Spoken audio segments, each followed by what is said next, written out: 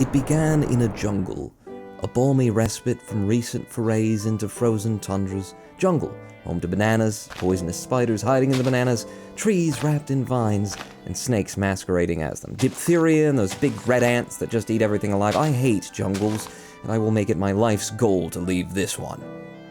Oh, well, there you have it. Check that one off the bucket list. It began at the corner of a jungle, plains, and desert biome.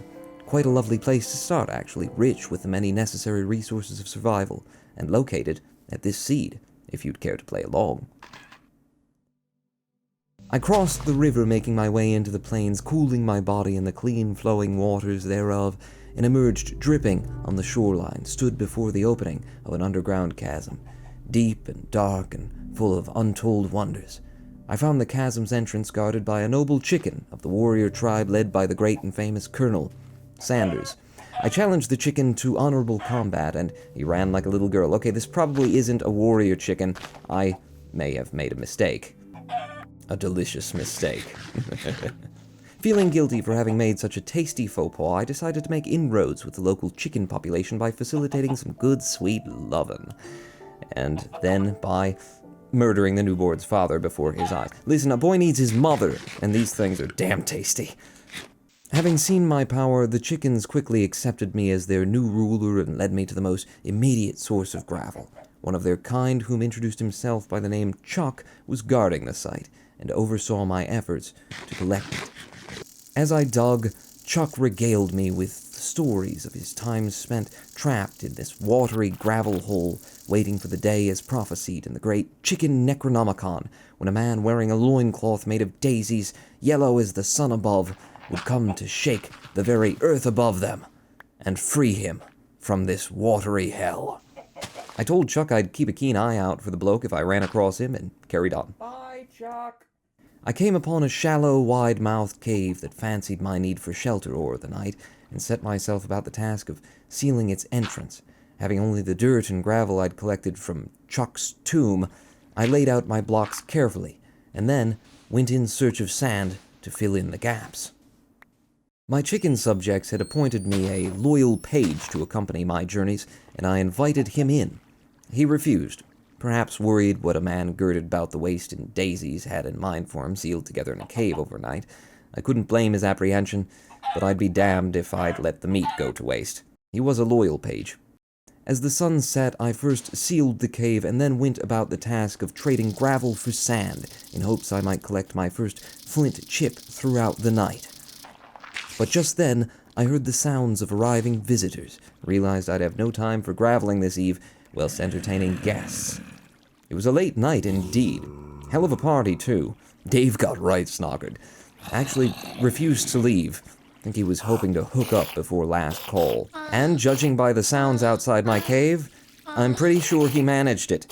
They kept on like that, cats in heat, until the early hours of the morning. Couldn't get a wink of sleep for it. When at last the flames of their passion tipped the boiling point. Or maybe it was just a lover's spat that escalated with a douse of gasoline. I didn't know. All I knew was that I couldn't live here anymore. The place smelled of something I didn't want to know. I'd need a new home, preferably outside the red light district. So I went apartment hunting. Something small but secure, I fancied. I've always liked stone walls, preferably with copper fixtures. Not too deep, not too dark. I've spent more than half my life in basements here and there. And just once I'd like to have a view. But then there aren't really any high-rises or penthouse suites in my budget then, are there? Not many landlords willing to be paid in seeds and feathers. Que sera. This place was not suited to my needs, that much was clear. It was too dark, and I was too terrified of the possibility of someone sneaking up on me. Or a sheep. I was also terrified of the possibility of a sheep sneaking up on me. You scared the hell out of me, sir. I'm sorry. I don't know. I have no control of my... It's PTSD. PTSD! Don't prosecute. My, but what was this cave? Ooh, containing gravel. This could be a lovely place to shelter in, I thought. Okay, maybe not. Maybe not. Maybe not a lovely place to shelter in. Okay, sorry, sir. Didn't know it was taken. Just, apartment hunting over here. I climbed to the highest vista in the area to survey the domain, and found, some pumpkins. Not a lot other. Actually, just one pumpkin. Balls. I continued my hunt for housing and gravel, and located, a skeleton in a deep, deep cave, and decided maybe that was not the best place to be. However, if the skeleton were amenable, agreeable, willing to let me dig just this one brick of gravel out, perhaps. No, I hear him coming. I hear him coming. No, getting the hell out of here. Was that you? Was that you? You're not even where I just was. However, you're a club skelly. Can't do a damn thing about it if I were to say, dig this gravel here, can you? A first good dig of gravel and my first flint found. The flint chip of ages, as spoken of in that chicken Necronomicon I mentioned. What the hell was that? Oh my god, okay, that is not a zombie, that is a ghoul. That is a man who does not burn in the sunlight. Yes, he's got, you can tell, his chalky skin. He's got himself a tan. Mr. Cow, it's you or me, so you go get him. You lead him away. I hit the cow to save him, to get him to run away from the ghoul. Yes, that was my plan. Oh god, he's still following. Shh, pooples. At last I ditched the ghoul, and by a pond deep in the plains, I dug a new home, one that did not smell of zombie love, as my last one had. I secured the home by burying myself with sand and dug just enough space so that I could step around a corner out of the sight of skellies, in case they came with their bows and arrows, having remembered that I was on the lips of their wives the night earlier. It also afforded me the opportunity to dig gravel over the night, or would have done if this jerk hadn't have come around. Hi, how are you? I don't really have anything to hit you with, sir. Oh god, no, he's trying to seduce me now. Oh, there's two of them. No, I won't be brought in by your coy and sultry noises.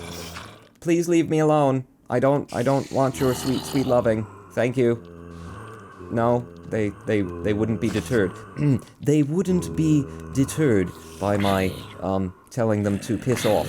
So, I started punching him in his Reeboks. I knew that he very much valued his sneakers, and that by scuffing them up, he certainly would not want to make love to me any longer.